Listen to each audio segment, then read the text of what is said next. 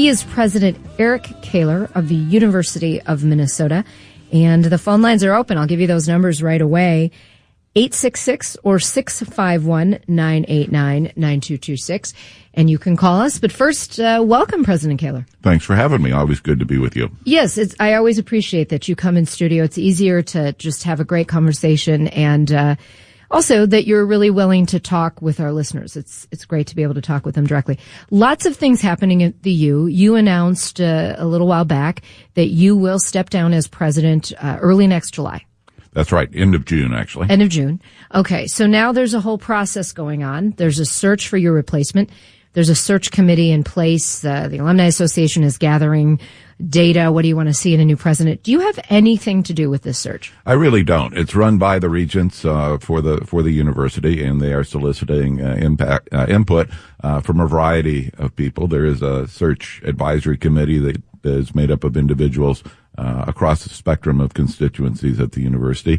They will search, and my understanding is recommend some finalists. Ultimately, the decision on the president is made by the board.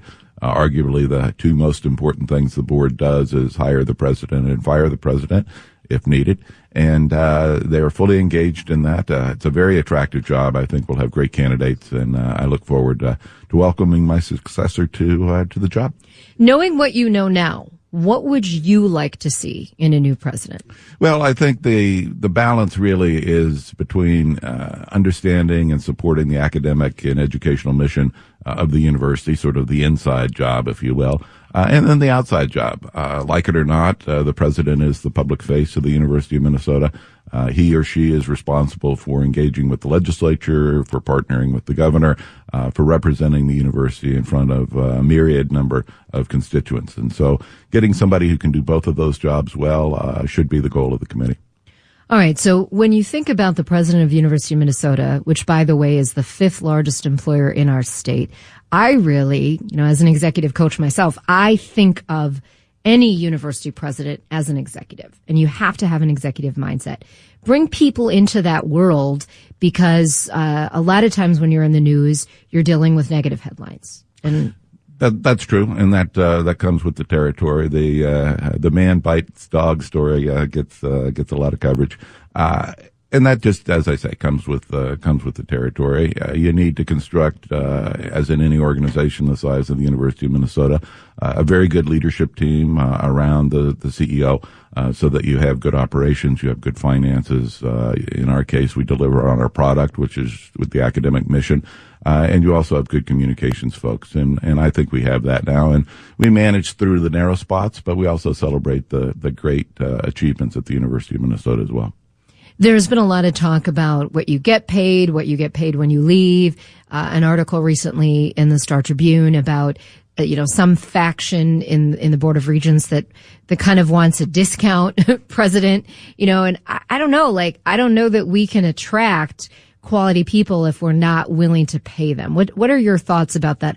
Whole pay? Sure. My thoughts on this are really not very complicated. I think a job across the country should be paid about what people doing similar jobs across the country get paid. It's a marketplace for talent, and my salary is below the average salary of a Big Ten president. I suspect to attract the kind of individual that the board will want, they will need to pay at or above what I'm being compensated now, and I think that's okay. I'm talking with President Eric Kaler of the University of Minnesota. You can too, 651-989-9226 or 866-989-9226. Chuck is on the line from St. Cloud. Hi, Chuck. Hi, thank you for taking my call. I know as the president, he does have to answer some very hard questions, and I'm going to throw two of them at him. One is I seem to think that there's a discrepancy on the campus over politics as far as who can and who cannot speak at that college. I know that there's been Republican people that have been denied access to that college, and I'm concerned because as a state citizen, I pay taxes which go to the college. The second question is it seems like the college continues to ask for increases that are way above the inflation rate. And so I'm wondering how you explain that to the public when you consistently ask for 10 and 12 and even higher percentage rates of money. Again, I'm just questioning why that is so much higher than any inflation rate that the rest of us see. Thank you, and I'll listen for the answers. Sure, two good questions. First off, we are aggressively open to accommodating speakers across the political spectrum. We will not tolerate hate speech. We will not tolerate speech that incites violence. But we have a broad spectrum of speakers on campus. Ben Shapiro was on our campus earlier this year. Conservative talk show host. So we do welcome those individuals. We do work with the groups that invite people on both sides of the spectrum to ensure that we have an appropriate venue, that if there is an opportunity or a likelihood that there will be protests, that we can ensure that the heckler's veto is not applied, and that the messages get delivered safely, and public order is maintained. So I do not believe that we prohibit speakers with a certain point of view, except for hate speech, to be on our campus, and we've got some proof points in Ben Shapiro and others. On the financial side, we this year are proposing requesting an increase from the state of Minnesota over the biennium that is about 6% of our base allocation. We do face an environment of very competitive pricing. We have competition across the world, not just the country, for talented faculty, and the compensation for those individuals to recruit and retain is growing. We also believe we invest that money wisely in research activities that we believe should grow to benefit the people of Minnesota. So I think the return on the investment in the University of Minnesota is very, very good for the people of Minnesota. And of course, the legislature decides which of those priorities to fund, and we reach an agreement with them about what that state appropriation will be. What that means for the tuition that we need to ask from families and our students. And at the end of the day, we balance our budget and move forward. I think if you look at the outcomes and impacts of the University of Minnesota, we use those resources pretty well. Talking with President Eric Kaler of the University of Minnesota. He's in studio with us today. You can chat with him too at 651 or 866-989-9226. Getting back to the speaker question, one listener says, then why didn't Condoleezza Rice get to speak? Please answer that question. Condoleezza Rice did speak. Yeah. It was in Northrop Auditorium in a packed house. Okay. So I guess we got to all get our facts straight sometimes. On that note, what are some of the things you wish the general public really understood about what's happening at the U, what it takes to run the university? Because as taxpayers, we are funding everything that goes, a lot of things that go on there. What don't people really get? Well, that's a good point. Your comment that as taxpayers you fund most things that go on there. Actually, the state appropriation is 16% roughly of our total budget. We're the 8th largest public research university in the country. We spend about $900 million in research expenditures. The great bulk of that is attracted to the university by our faculty and staff who write proposals to granting agencies and industry and bring that money into the state of Minnesota. Research is very, very heavily focused on people. You hire people to do research, and so you're bringing jobs and talented individuals to the state of Minnesota. We're a magnet for talent. Sometimes people think of faculty members as sort of pointy-headed individuals who are in their own little world. By and large, that's only not true. It's aggressively not true. In the sciences and engineering, faculty members are much more akin to small business people.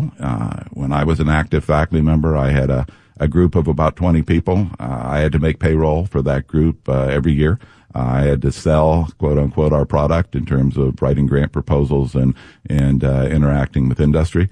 And I had to produce a product of research results and educated students that was attractive to the people who would continue to support that work. So that's a whole lot more in common with a small business than with somebody who's sitting in the library all day long. Real quickly, and we're going to take a break and then take more calls with President Kaler, but I want to get to this text question. This person says, could you please ask why so many courses that can be taught online nowadays, why the University of Minnesota continues to build new ivory towers everywhere? Well, we don't build ivory towers everywhere. We do build buildings that are used to house medical research and some patient interfacing. We are renovating a building, Pioneer Hall. We renovated a building, Tate Hall, which is the home to our earth science and some physics programs. That does contain some classrooms. And again, part of the changing world is the availability of online education. Online education is terrific for individuals who are place-bound, individuals who want to fill a particular niche of knowledge that they can get that way. But a very important part of the transformation of a teenager and adolescent to a young adult is the social activities, the learning about people, learning about themselves, learning about how to interact with others, and that takes place in a place-bound environment of a university. And the mode of teaching there can be done in a variety of ways, or a variety of modes that can involve the use of online courses to learn information and then to come together in a classroom to practice and to interact with each other. So online education is not the answer for all of our challenges. It doesn't provide all of the environment that in-place education does, but it is valuable in its role. Our conversation with President Eric Kaler from the University of Minnesota continues. He's in studio and willing to take your questions. Call us 651-989-9226 or 866-989-9226. I've got some of my own athletics questions for you, President Kaler, but this listener texts this in. Why is the U of M a segregated campus? Athletes get their own upscale accommodations and the non-athletes elsewhere.